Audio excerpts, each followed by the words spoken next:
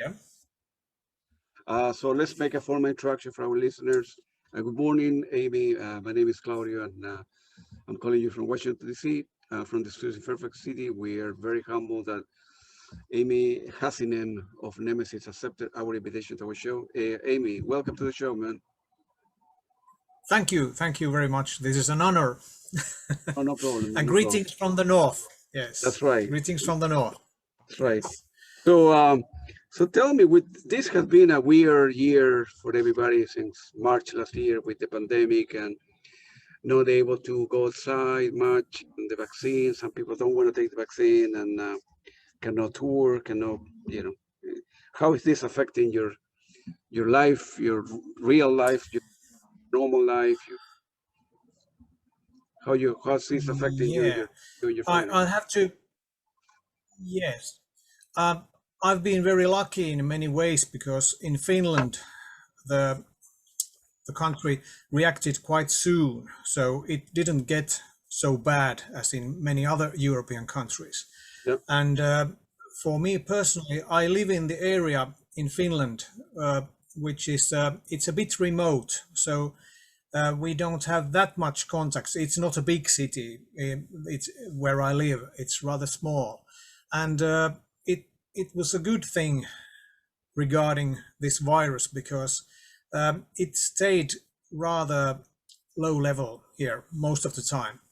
There was a single burst of cases, but it was reacted quite soon, and I think I haven't been sick by the virus. I've been vaccinated one time. The second time is coming in a month, and my family has also been saved so far. So it hasn't been as bad as it could have been. Gotcha. I'm very lucky in that sense. Yeah, perfect. Yeah, same here. I I took the vaccine right away, but in some countries they are way behind, and they didn't take the stuff seriously at the beginning. And so Yeah, unfortunately, yeah, so many people have died. So yes, lucky to be yes, alive, man. yes, So many people cannot say that. And yes, yes. I agree. Yes. yeah, what do you, if you don't mind, do you do something else for a living, or music is your main source of income? No, no. I'm I'm more maybe a semi-professional would be a good term because I've made music from the late 80s and more or less semi-professionally from the early 90s. And my daily income comes mainly from art teaching. I'm an art teacher, visual arts. I've been art teacher since the early 90s, and it's a nice job in that way that there's little times when it's not that busy, so I can concentrate on music more. And it's I've been sort of balancing between the music and the visual arts all the time, and it's very nice to have a sort of, it's not a great income, but it's more or less constant and secure. So it sort of gives me a freedom to make any kind of music I like. I'm not economically dependent on the music making as so far. Um, it it has been sort of it's sort of my life has sort of A side and B side. Sometimes during the day I'm on the B or A side, and after work it's the B side, and then I'm a musician more like that. Gotcha. I understand. As I mentioned So to double Amy, life in a way. yeah, I'm an engineer, and but music and is my passion. I have a big music collection and interviews and talking to people, and it's great. So I'm very lucky, and I'm very happy that Yes. I'm able to talk to great musicians like yourself. So let's go back to the beginning. Were you born like in a Thank you. musical family? Did you start taking piano lesson, or when you were a young kid, or Uh, no, my family was musical in the sense that there was a lot of music at my home when I was a kid. My father liked jazz, sort of 50s jazz, 40s swing, and my mother, uh, she liked more of pop music, even Beatles and bands like that. And but they both love especially classical music. So it was a lot of classical music playing at our house. I have a sister and brother. They both have studied music for to the late teens, or they chose another professions, but they studied quite heavily also music when they were young. I was the one that had no non-formal education in music at all. I was more interested in the visual arts as a kid. I was not a sport. I was not any kind of athlete or anything like that. I was always uh, about arts. I love them, and uh, what's so funny is that I'm the only one of my, when you think my brothers and sisters, they studied music, but they are not that keen, or they are interested, they love music, but they haven't taken it up as a sort of serious hobby that stays with them all their life. It's me who was the most amateurish of them all.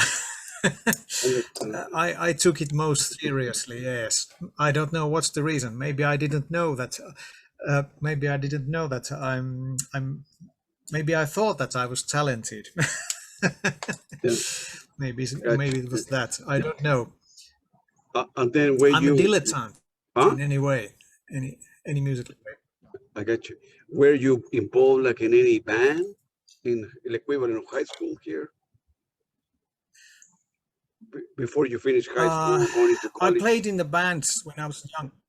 Yes. I played guitar since I was 15, then bass guitar, and slowly I became interested in the ambient music and synthesizer music. And Isao Tomita, the Japanese musician who made classical music with Moog synthesizers, his albums were playing now and then at my home when I was a kid, and they made quite an impact. I think that was the seed that steered me towards the more experimental music. And I played rock, psychedelic rock music like Pink Floyd or Hawkwind or things like that. For the first 10 years, of course, there was the heavy metal phase and all the obligatory phases you have to go through. But after 10 years, when I was a young adult, I sort of steered for the more experimental and synthesizer music for good. I wasn't interested. I like rock music, of course, and I have a good record collection. I have many great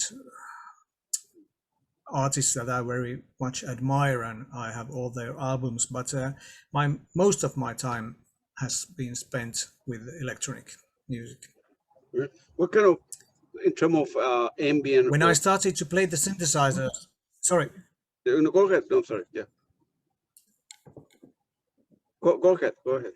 yeah, You saying yeah, you can play okay. synthesizer? Yes, from 85. Then I bought my first synthesizer, Micro Moog synthesizer.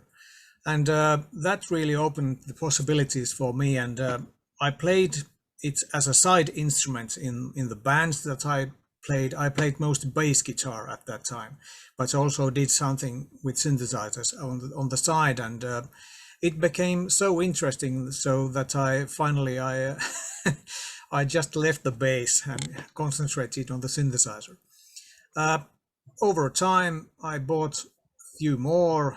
The synthesizers were relatively cheap at the time. It was just the time when people were more interested in early digital synthesizers like Yamaha DX7 and things like that, and they sold away their analog synthesizers from the 70s very cheaply. I was around at the perfect time. I could obtain very cheap good analog synthesizers during the mid 80s. When late 90s they became, or more, it became fashionable to play analog synthesizer again, so it became very expensive also in Finland. But I was a few years early, so I could get quite a collection at a fair price. Got you.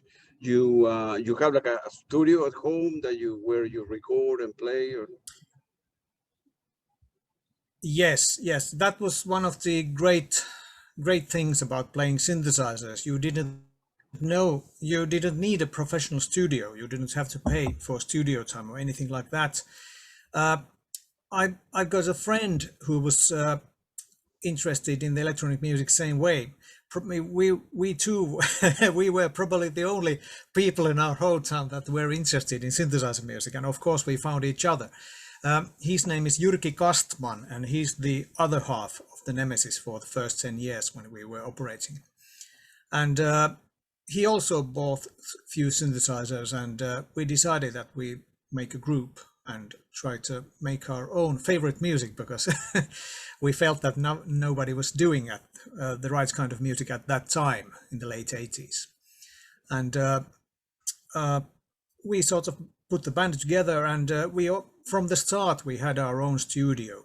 We wanted to be like Kraftwerk. We have a sort of a factory where we make the music. We don't need anyone else to help us in the process, and that was very good because I bought a DAT, the first digital tape recorder, very early on, so we could make decent recordings. The only problem was that we always had to do live recordings. We didn't have any kind of sequencers or things like that, or the ones we had were very simple and very basic.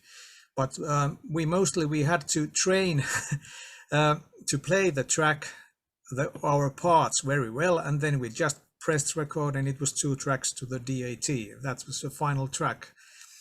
That was quite exacting method to make music, but the good point was that we didn't have to use time for mixing or post-production. It was ready when it was recorded and the take was good. It was done. It would be ready for release. Only later, in the early 90s, we bought our first multi-track unit. So then things changed. The music was done more precisely and with more afterthought and more post-production after that. It made certain things easier, but also it made some things more difficult. Perhaps because we made our first albums. They are basically live recordings in the studio. So that was always the preferred method for us. We always liked to work that way. It was more exciting. Of course, the multi-tracking was great, but you sort of get more the music has some kind of a spirit when it's recorded live. It's more like a document, something that is going on. When you try to make recordings with multi-track, it very easily becomes very bloated, and there's too much stuff going on, and you sort of often lose the feeling with multi-tracking. Recording live, I love the directness of it, and we still use live recording a lot. Most of our stuff is also today. It's live recordings in the studio, but we work on them afterwards. We add little things, take something out. But basically, the live recording is still our preferred method of making music. Sure, perfect, great answer. What kind of music were you listening? Besides, all the big name, were you listening to Brian Eno or Tangerine Dream, Ashra Temple? What remember when you started in the early 80s? What kind of music, kind of ambient music, electronic music were you listening to at the time? Yes, it sort of was a combination. Jyrki, the other half of the Nemesis in the early days, he was a very great fan of Jean-Michel Jarre and Kraftwerk and Thomas Dolby and things like that. I was more oriented to Pink Floyd, Hawkwind, Spirit, many kind of bands that were still rock music, but they were on the edge of the electronic. So they had very experimental and synthesized elements in their music. But slowly I was going towards the more electronic bands, and Klaus Schulze. Tangerine Dream was a very big thing for me when I found them in the early 80s. I liked their music, what they were doing then. I had Exit, one of their best albums. It sounded a bit synthesizer. It sounded a bit fashionable, too fashionable for me at the time when it was released. But afterwards, I have understood it. It's a fantastic album. But it was especially the early 70s albums like Phaedra, Rubicon, Ricochet, Stratosphere, the albums that were made by the legendary lineup Franke, Froese, and Baumann. They are probably my favorite electronic music in many ways. But we also found Brian Eno. He was one of our heroes early on. And just when we were putting together our studio, it was in those times the techno music was coming up. It was very early, yes, 87, 88. The first techno artists, they sounded very interesting at the time because they used synthesizers probably in a bit of a new way. And after 2 or 3 years, we both listened also a lot of more ambient electronic techno music like Future Sound of London, Global Communication, Apex Twin, The Orb, the more psychedelic, more painterly side of the techno. I didn't like that was basically Prodigy or bands like that were very aggressive and oriented to the purely to the dance market. I didn't like them that much, but I liked those who were sort of more progressive, more ambient, but they still had the rhythms. That was very important for Nemesis in the early days. In the early 90s, our music was a sort of combination between the techno, ambient, and the traditional electronic music from the 70s. And I think that that was our recipe for. Therefore, I think we got our recording deals and things like that. People liked it because it sounded very analog, very synthesized. It had a beat, but it had also something else. It was not dance music as such. It was more like a armchair techno. Or later there was a term called intelligent dance music, IDM. We made music that was probably like that up to 2 or 3 years earlier. It was sort of a combination from all the electronic music we loved and liked, and we made a sort of combination from that. There was also some other artists that are not so well known nowadays. There was a German record label called IC, Innovative Communications. Klaus Schulze had something to do with the label, I think. I think he was one of the originators. They had quite nice albums in the mid 80s. There was a band called Software, and we, especially Jyrki, liked Software very much. It was one of the early favorites also, but we haven't listened to Software too much after those years, but it was at the time it was quite interesting. For me personally, it was a very great moment to find the music of Steve Roach and Robert Rich, two US musicians. I love them both. Their music is magnificent. It's very long form. I'm sure you're familiar with their stuff, and they were sort of opening a window in the early 90s. I've followed them both since then. I bought all their albums and I love both. They had a sort of great, lots of echo, lots of reverb. The music was sort of a widescreen. It had sort of desert or jungle feeling. They were very important too. Yeah, the great names that you mentioned. I have the opportunity to interview Robert Rich as well, and I'm in touch with some of the people that play in the IC and Software. So yeah, hopefully I will have that. That's great. Yeah, and Mr. Roach also. email him. So we're trying to work at a day where we can do an interview. Yeah, all these people are very, very, very famous. And, Klaus Schulze is not Yeah, yeah. doing that great now. He's kind of sick and he's outside music now. Yes, yes, I know. He doesn't do interviews, Yes. just he go to He's the sort of given up, I think. yeah, I think it's tough. Yes, And that's too bad, but life happens. Life happens. yeah, Peter Baumann is very good also. Yeah. Yeah, Yes, yes, I love Peter Baumann's solo work. I love his albums Roman 76 and Transharmonic Nights, and yeah, also these new ones are very, very exciting music.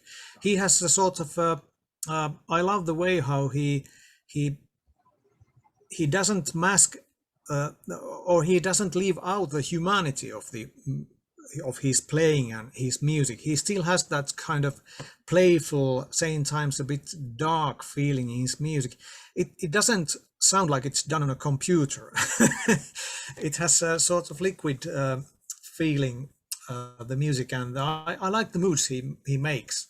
He was a great asset to Tangerine Dream in the 70s, and it seems that he somehow still manages to get to that area if he chooses to.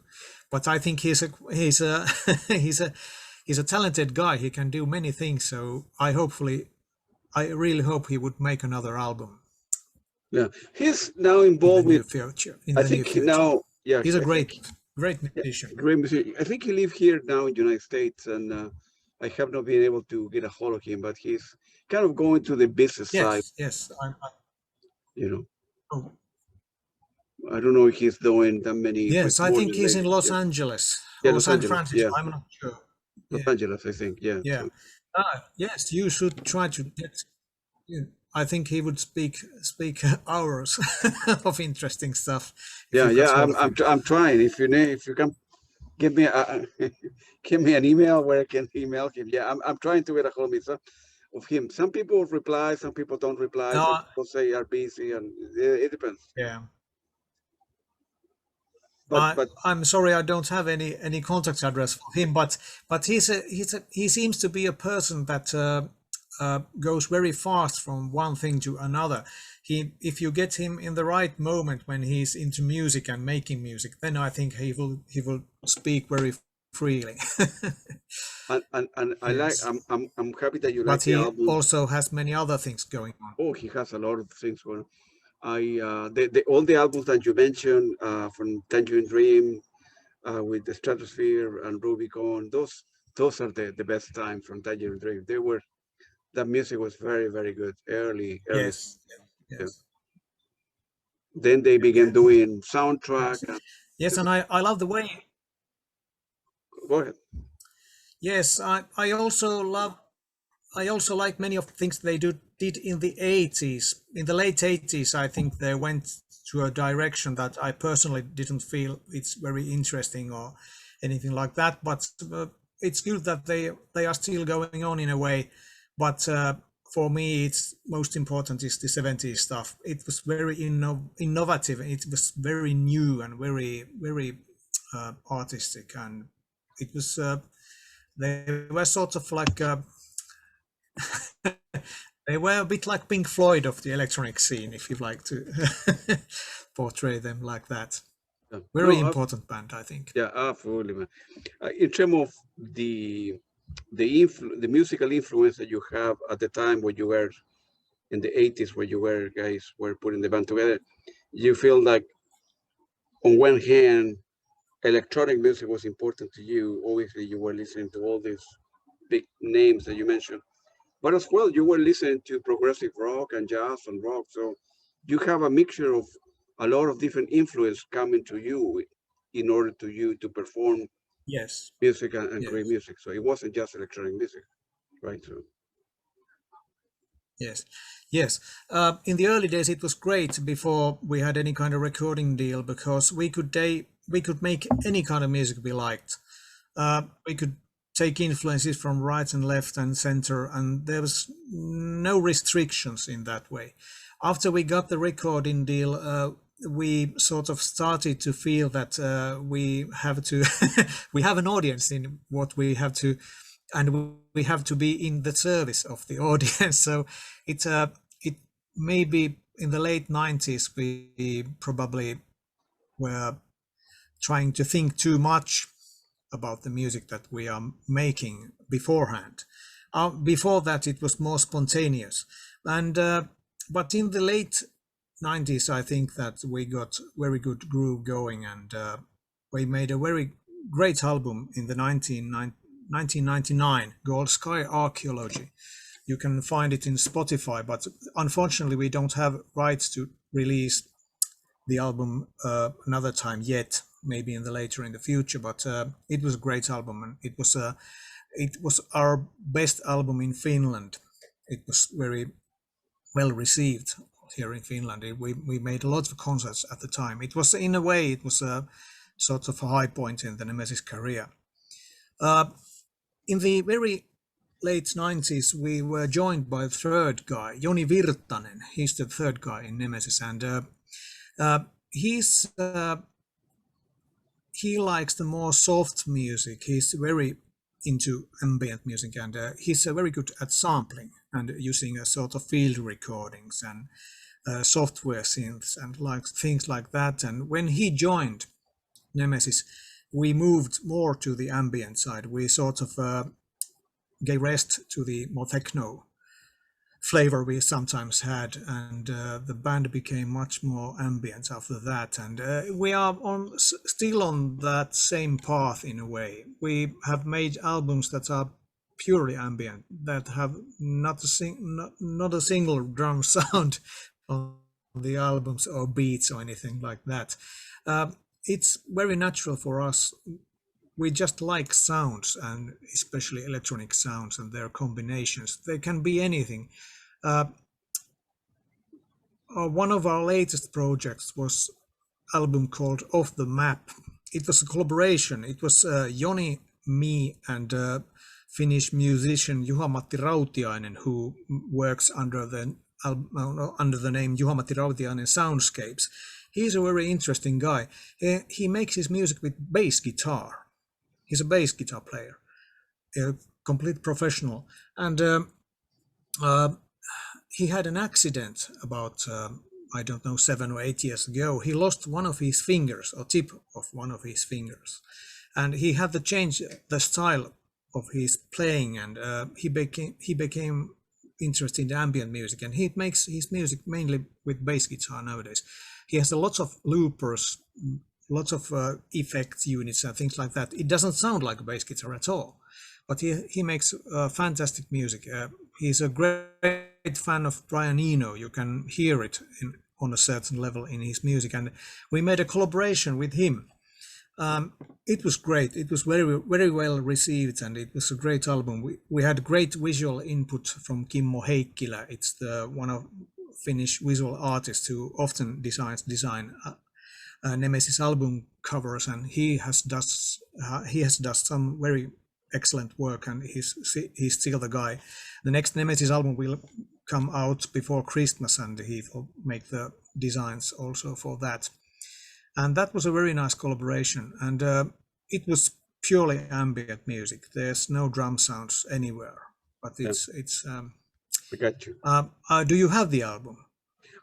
No, I listened to that particular album, the map one of the map, and I really like it. It's very, very good. I really like it. It's very, very good.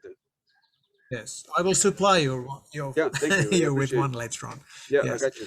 The other album that it's like, one of our best albums, I think. Yeah, Hydra, and I like the tune called the track Citus. Okay. That's okay. Yes. Yeah, feel free to elaborate on that particular track if you remember it. Yes. It's very good stuff, that album. Okay. Yes, I remember that. Thank you. The interesting thing about Hydra is that we make our music nowadays mostly by improvising. We make the three of us, Jyrki, Joni, and me. We make group improvisations. We record them. We record each guy separately on the separate tracks, so we can change things around later on. And I'm the main guy doing the editing. I sort of construct the tracks from the improvisations.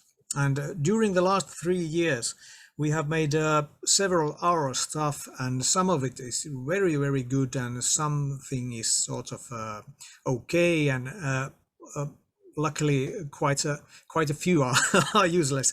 But we have so much material right now. I decided to make a sort of outtake album first. It's it's the other way around than usually.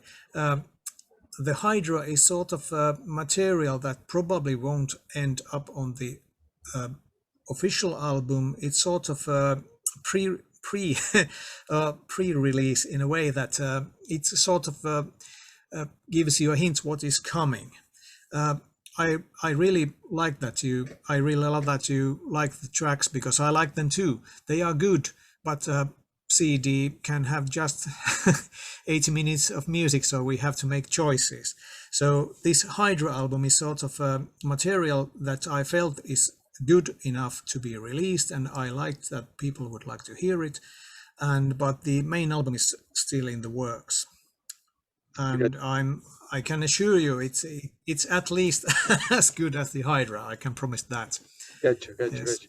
The other album that I really like was Yeah. I think you have the Kino sessions with Yuga, Mati, Okay. and Kinotic. I think it's called the one track Kinotic Music Corporation. I think you have the Kino session one, two, Yes. three. That's very good Yes. too. I mean, different, but very, Yeah. very good. Thank you. Thank you. Yes. Yes. That's by me, Joni, and Juha-Matti. Yeah. Jyrki was unavailable at those sessions, and we made the music with Juha-Matti in the same way like we make Nemesis music nowadays. We sort of have a short conversation, what kind of style we are going for, and then we decide. Often we decide some kind of a key or notes we are going to use, and then we just press play and let go. And they often take about 7 minutes to 25 minutes, sometimes longer, sometimes shorter. And the nice thing is that almost always we end up in some totally other place we started with.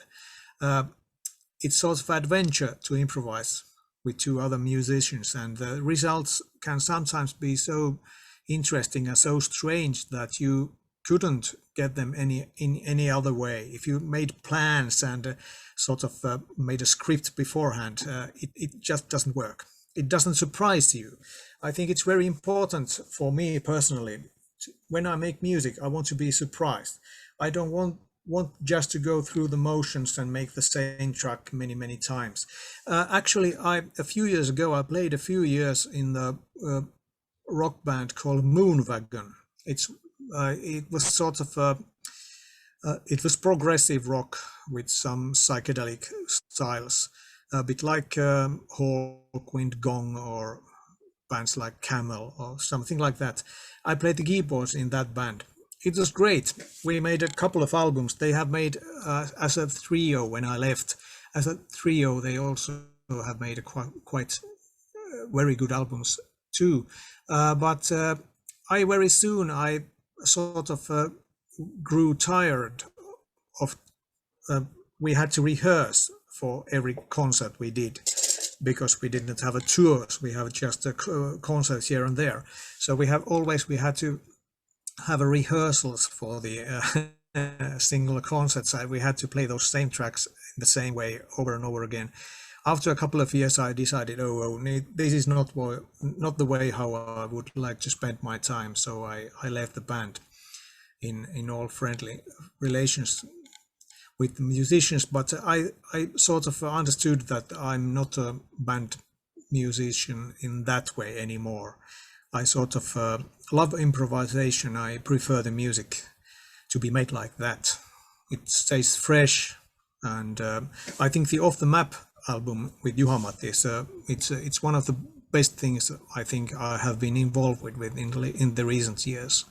It was very successful in my opinion, and it was also done very easily. We had sessions for just one day. We played about 8 to 9 hours during the whole day. We had breaks in the middle in the old disused movie theater. it was a magical place. It was thunderstorms outside.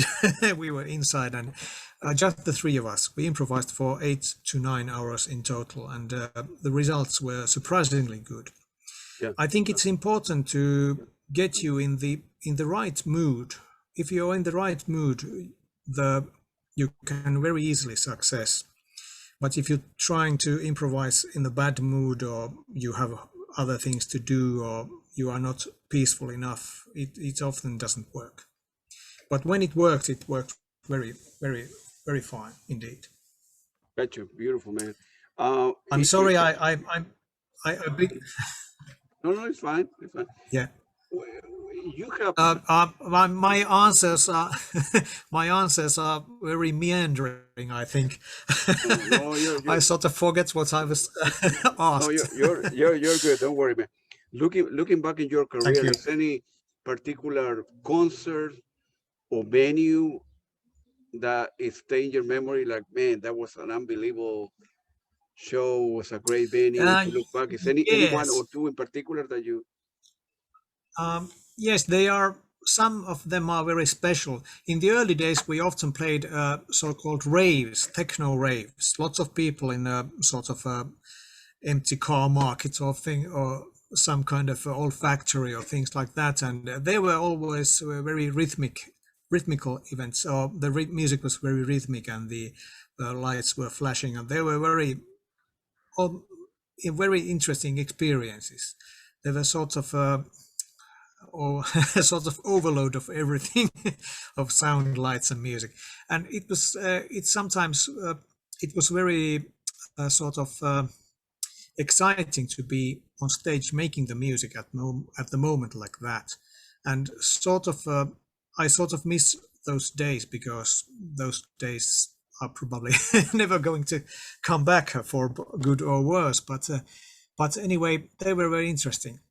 We made them when it was just Jyrki and me. We were the duo making sort of music that was cross between techno and ambient and 70s synthesizer music.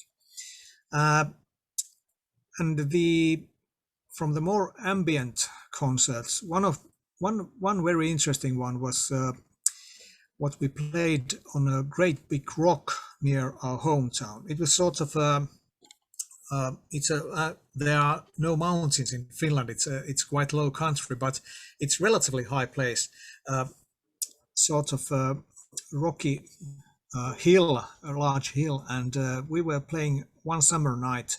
It was a free festival.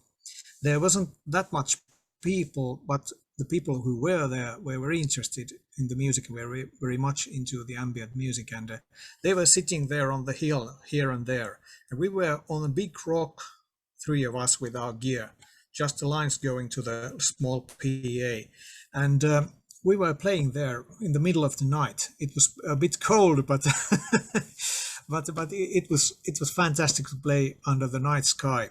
The night sky is rather light in Yep. Finland, because in the summers it hardly becomes dark, but it was sort of dusk.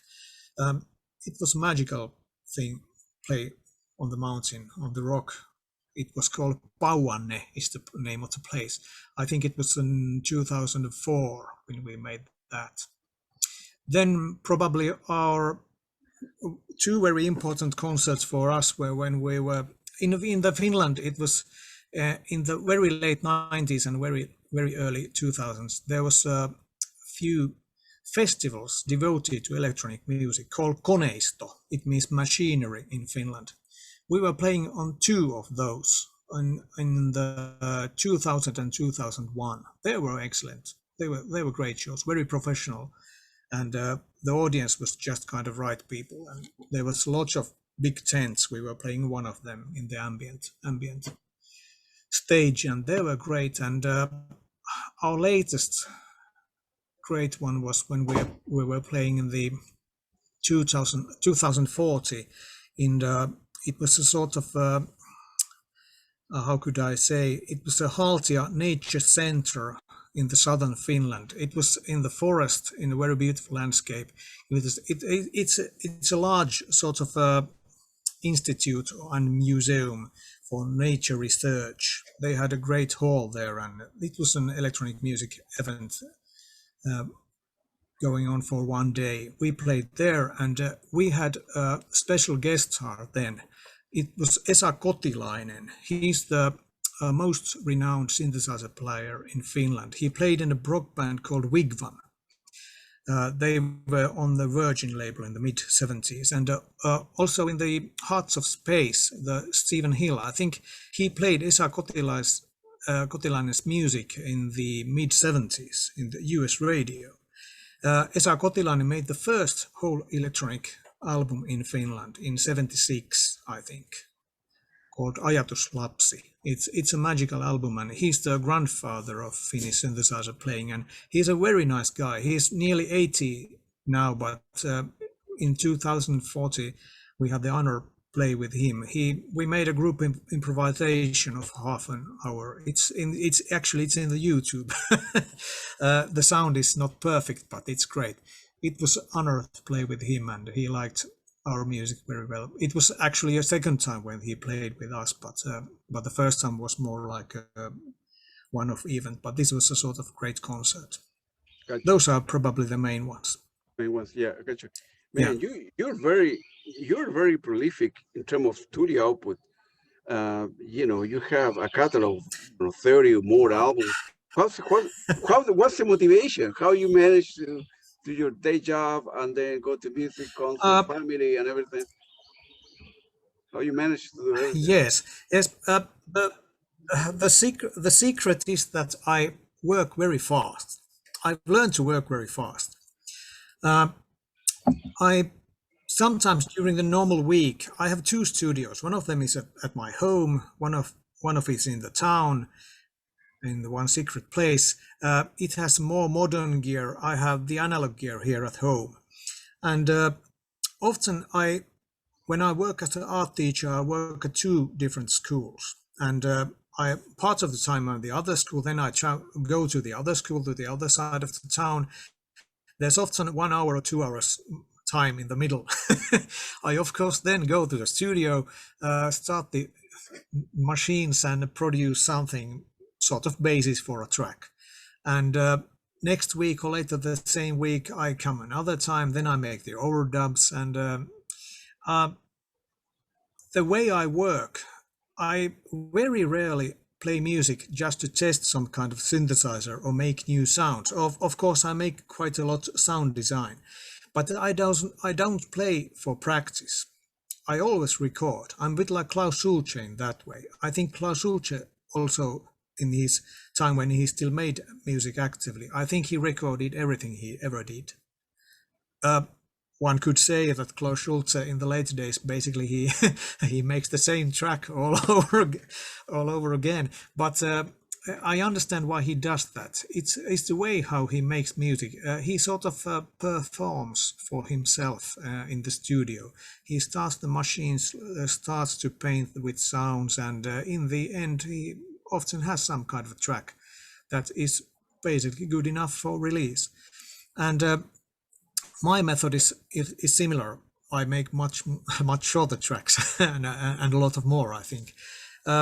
I normally make about 50 to 60 tracks a year, something like that. One a week, maybe two. And when I play with the other band members, then on a good session we make stuff for 8 tracks in 1 3-hour session. When we improvise, that's often basis for a lot of stuff.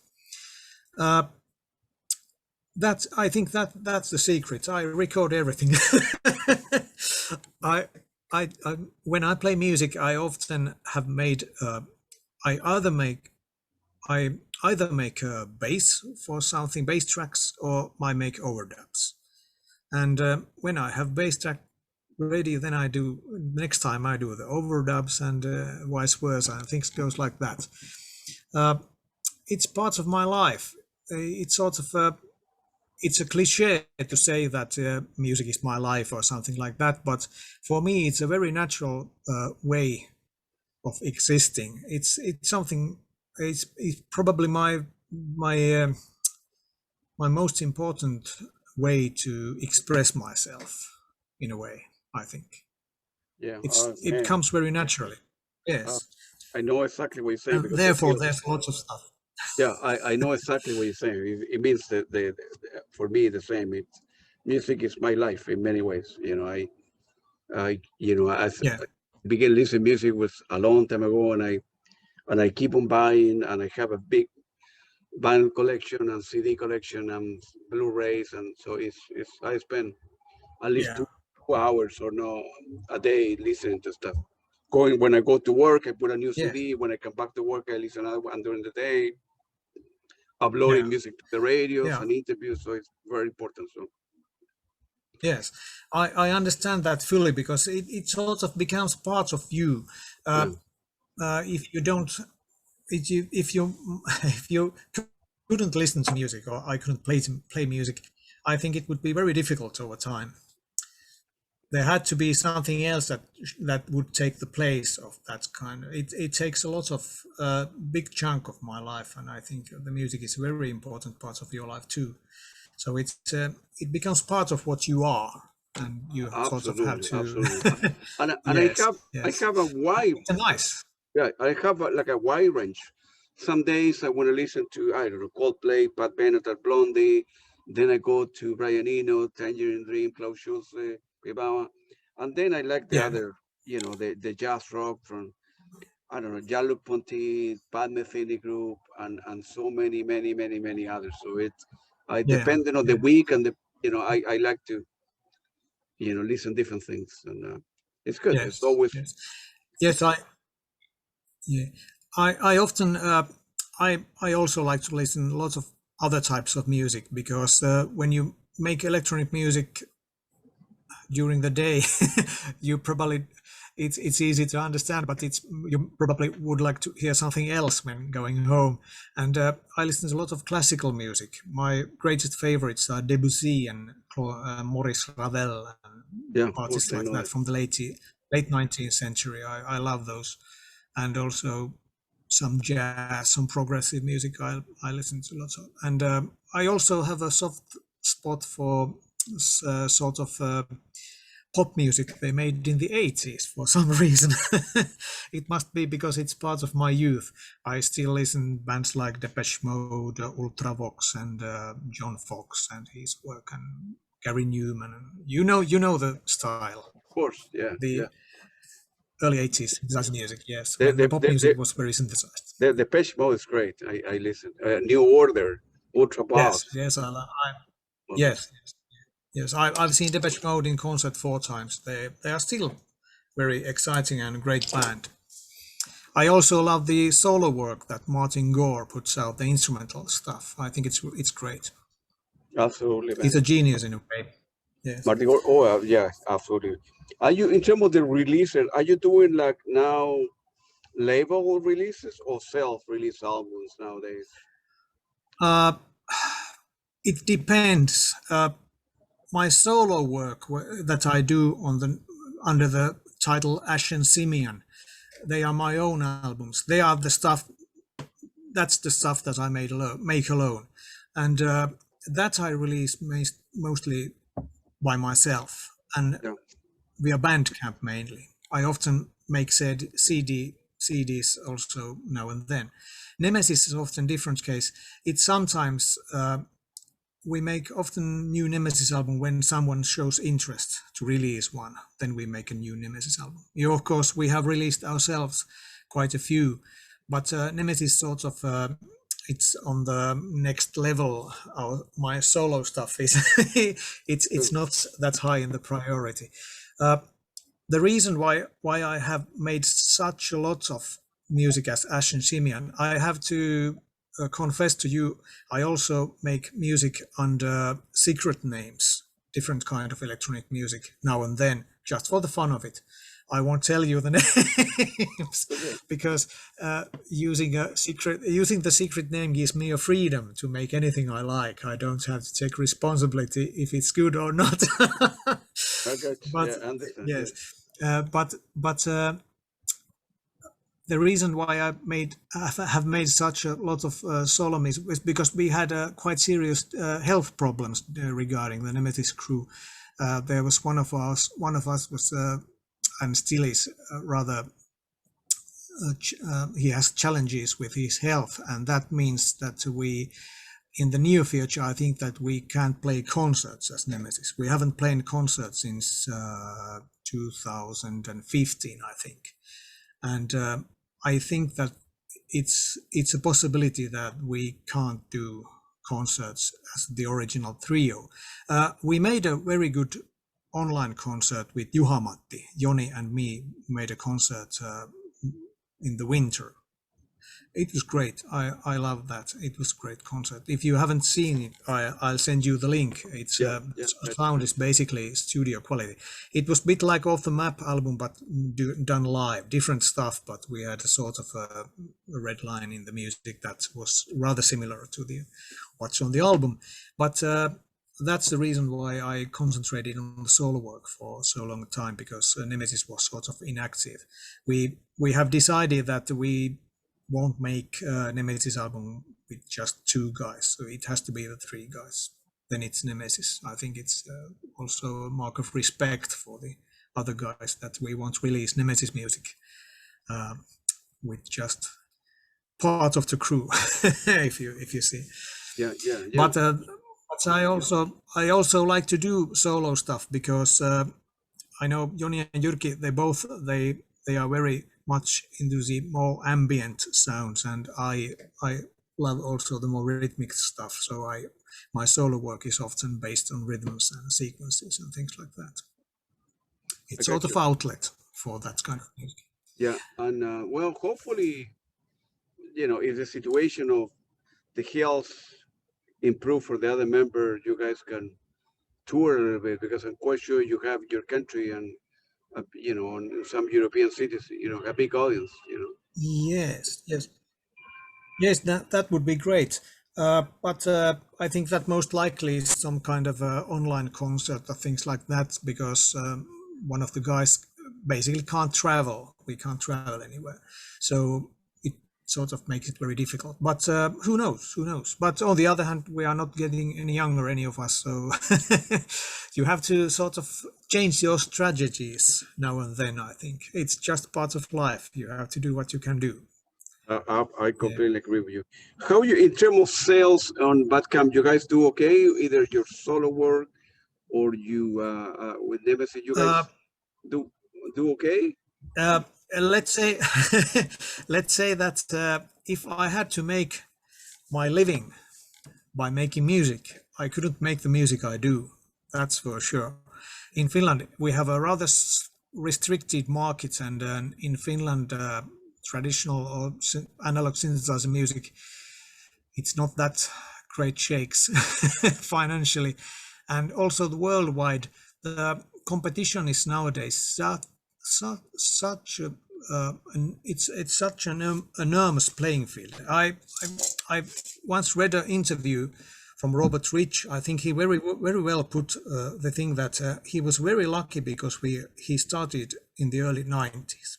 He could create the large fan base, release CD, sort of make his name well before the internet.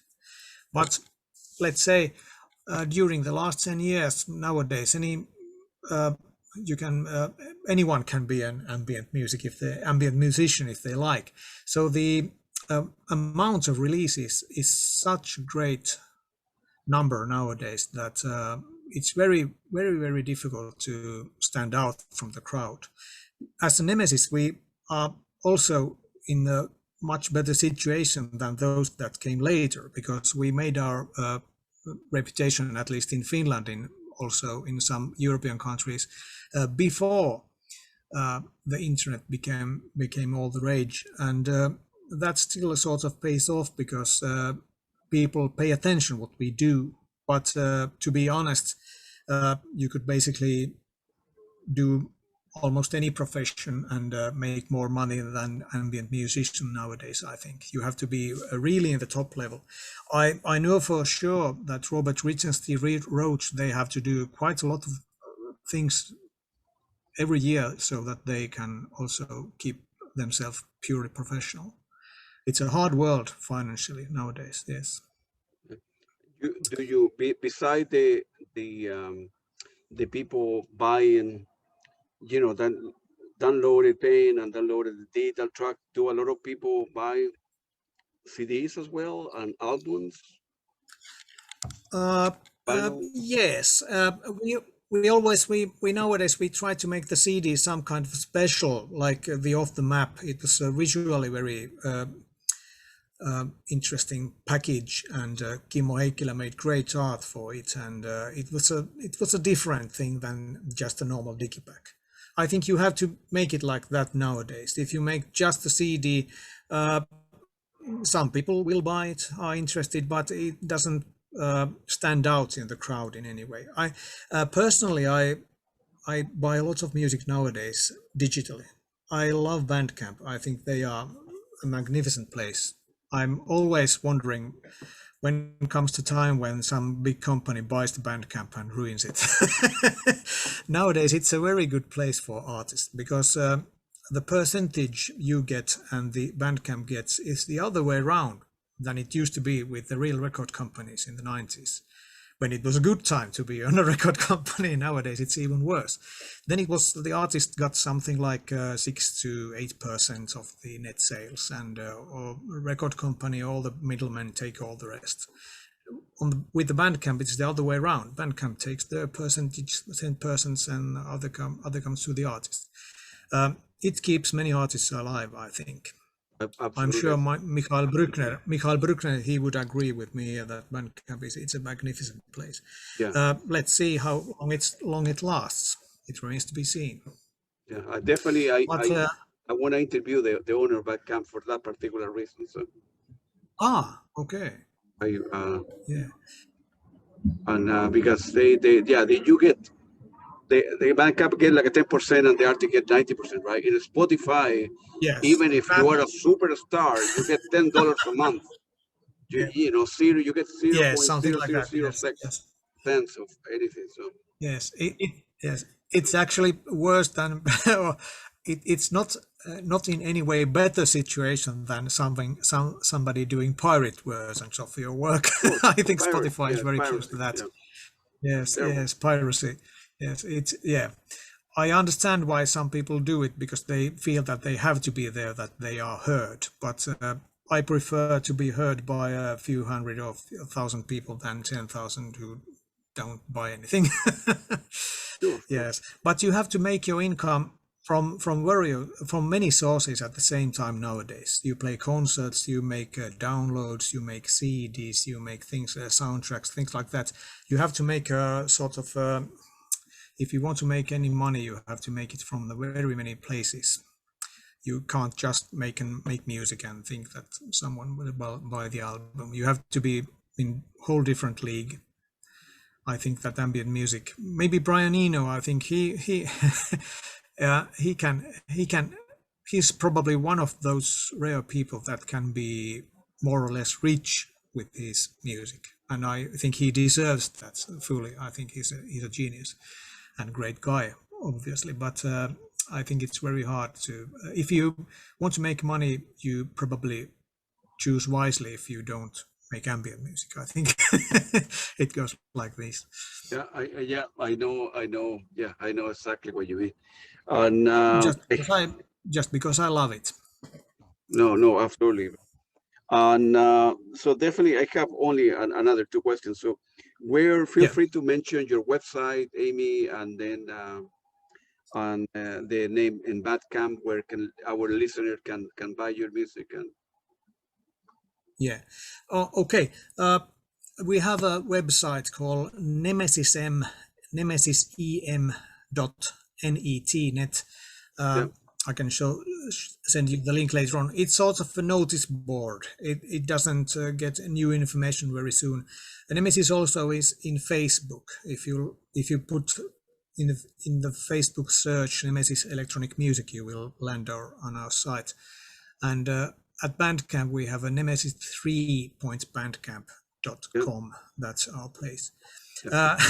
It's Nemesis 3 because I think there are 2 Nemesises early on the Bandcamp, and that's another another thing I have to mention.